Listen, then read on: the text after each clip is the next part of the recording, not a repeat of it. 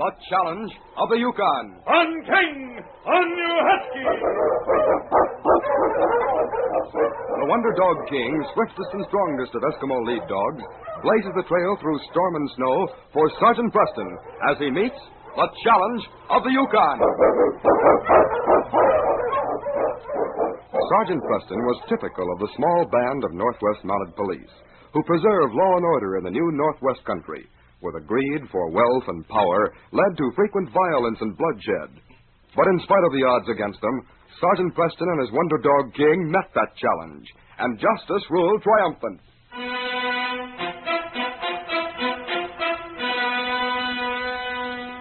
Many hard winters and many disappointments had bent the shoulders and silvered the hair of old Eric Hansen, who owned the trading post at 40 Mile.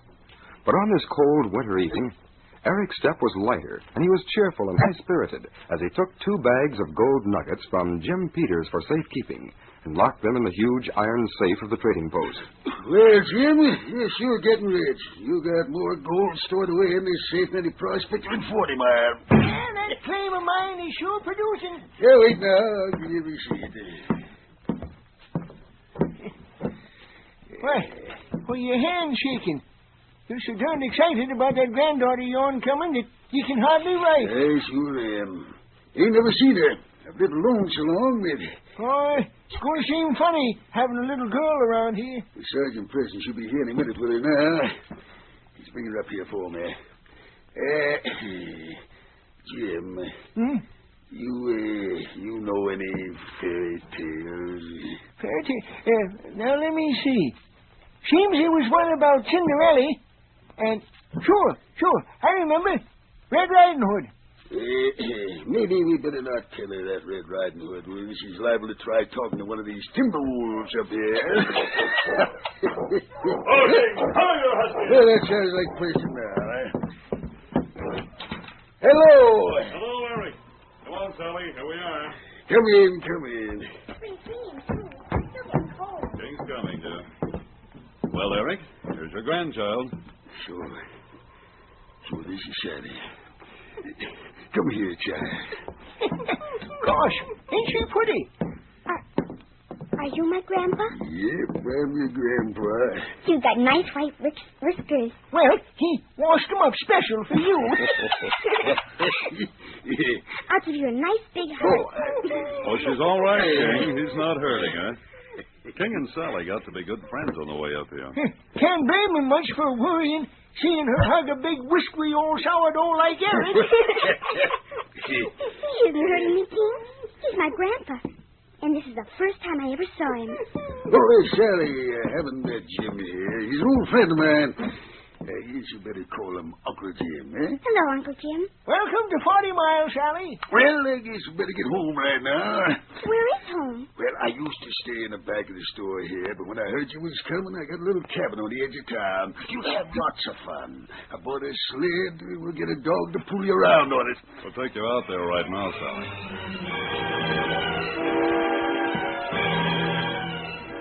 The following morning, Sally squealed with delight as she sat on the sled to which Sergeant Preston had hitched his big lead dog, King. The big dog seemed to enjoy the fun as much as the child and started off carefully at her command. I'm King. Get up. I think she'll be all right, Sergeant. She asked so many questions on the way up here that she knows as much about driving dogs as I do. Come on in, Sergeant. You don't have to worry about her as long as she's with King. He'll take care of her. It's strange the way he seems to have taken to him. Well, I guess King has the same reactions that we men have. The bigger and stronger we are, the softer we get when we meet a little girl like Sally. Sit down, Preston. Thanks. I'm glad I have a chance to talk to you alone for a few minutes. I got something I want to tell you. Uh-huh. Why, sure, Eric. Go ahead. It's something I've been wanting to tell you for a long time, but I ain't had the nerve. It happened before I came to Whitehorse, before I knew you. Yes? Before I came here, I was prospecting up near Indian Creek. Never had any luck, just got enough gold to live on. Well, an old man lived near my claim. He was the meanest cuss I ever seen. We used to call him Scorpion Sam. He hated everybody, and nobody ever went near him because he threatened to kill anyone who did. Well, one cold day, I passed his cabin and didn't see no smoke coming out of his chimney. I don't know yet why I did it. Curiosity, maybe. But I went up and pushed his door open and looked in. His voice whipped... What are you snooping in here for? I thought there might be something wrong with you. Why are you in bed with no fire? Are you sick? You don't think I'd be laying here if I wasn't, do you? Shut the door. What's the matter with you? I got a gun under this blanket. You try and rob me and I'll kill you. I'm not going to rob you, you sour old fool. But if you don't build a fire in here, you're going to freeze to death. What happened to you? I broke my leg. That don't mean I can't protect myself and my property. Well, Sergeant, that leg was a mess. I nursed Scorpion for 3 weeks and got nothing but abuse from my trouble. But I couldn't just leave him there to die. Well, after he got better, I was the only one he'd ever speak to. He was kind of like an animal that wanted to be friendly but just couldn't bring himself to do it. One evening the following spring, I was coming back from a hunting trip.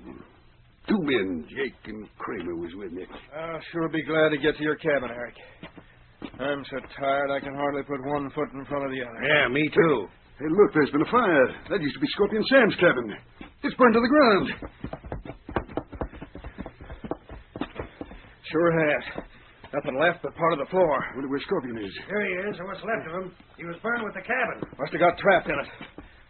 Oh, well. There ain't much lost. Gosh, the poor old fella. Hey, look. Right there beside his body. What's that shining? Why, it's gold. Gold? Sure is. And look, there's more of it under that burned board beside him. He must have had his gold under the floor and was trying to get it out.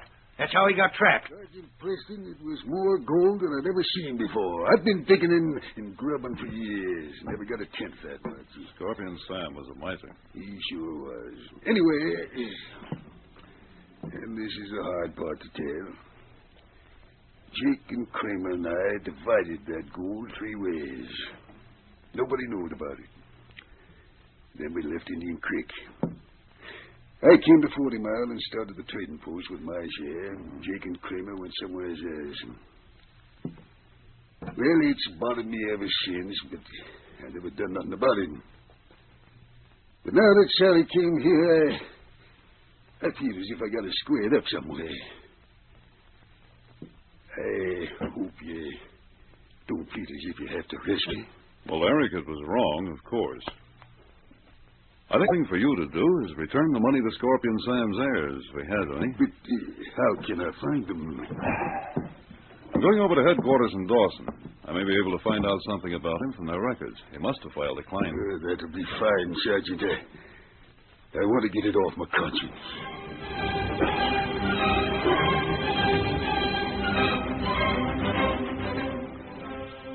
It was evening 4 days later when Jake and Kramer stood across the street from Eric's trading post.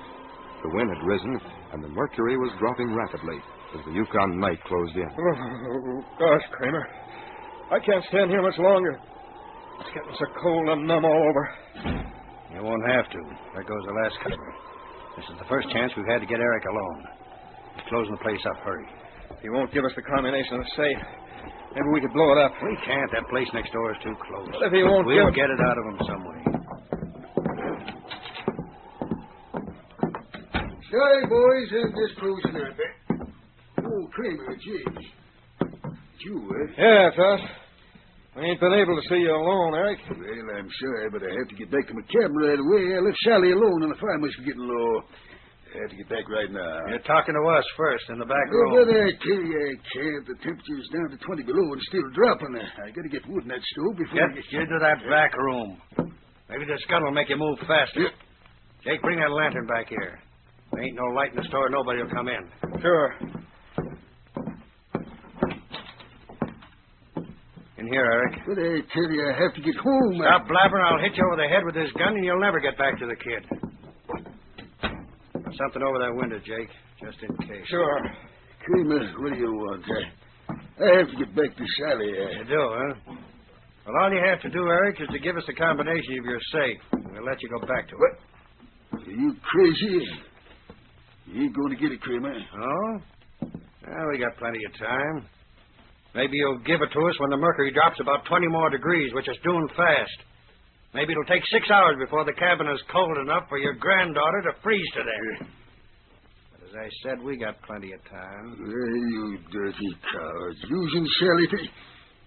You wouldn't do it. Freezing ain't a bad death. She'll just go to sleep. You yellow craze. All you have to do to save her is to give us that combination, Eric. I won't. All the man is trusting me with the savings of my friends.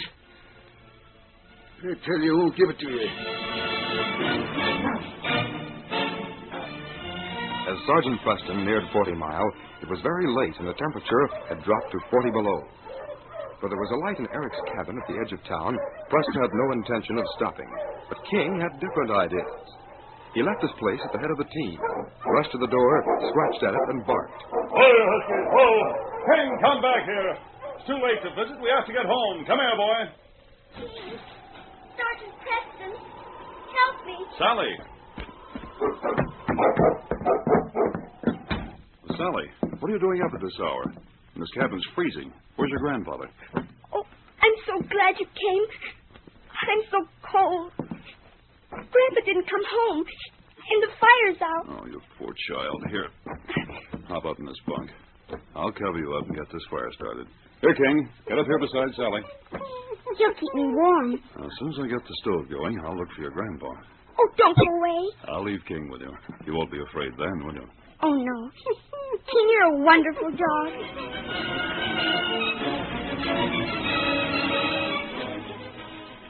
Though Eric's store was dark and seemingly empty, Sergeant Preston entered it quietly. As he walked toward the rear, he noticed a crack of light under the back room door. Cautiously, he crept over to it and listened. All right, Eric. Getting cold even in here with the fire going. Your kid's probably half froze by this time. Now, please let me go, Kramer. I'll give you anything in the store. We don't want nothing but the combination of that safe. Even if I give it to you, you'll probably kill me so I can't tell who robbed me. You won't tell, Eric. Because if you do and we're caught, we'll tell about the time we all split Scorpion Sam's money 3 ways. All right, you two, up with your hands. I'll take those guns. You ain't got anything on this money. We were just sitting here talking to Eric. And I overheard part of the conversation. You were holding him here against his will with the intention of robbing him. I also heard you admit robbing Scorpion Sam. Oh, you did, huh? Well, then you're going to have to arrest Eric, too, or we'll testify that you're protecting him. Oh? He helped us do it. I guess he's right, Sergeant. So unless you want to put Eric in jail, maybe it'd be smart to let us go. Eric hasn't committed a crime. He certainly has. I looked up the record of Scorpion Sam, as he was called. His claim was filed under the name of Sam Ralston. Eric, I guess you were the only man who was ever kind to him. He left a sealed envelope with the claim agent to be opened after his death, and he left everything to you. To me? Yes, Eric. You robbed yourself. You robbed yourself and split your inheritance 3 ways, and then you disappeared. Someone else took over the claim after a sufficient time had elapsed. That's all there was left, so they stopped looking for you. Then I'm not a thief. No, Eric. Come along, you two. I'm putting you in the local jail for the night. Sergeant, I got to get the Senator away. Don't worry about Sally, Eric. She's all right. The cabin's warm, and she isn't alone. She has the best protection in the world. My lead dog, King.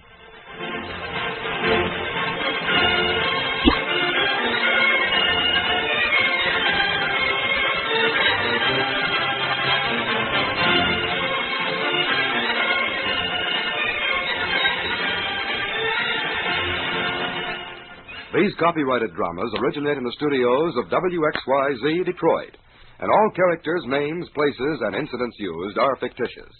They are sent to you each week at the same time and reach you from our transcription studios.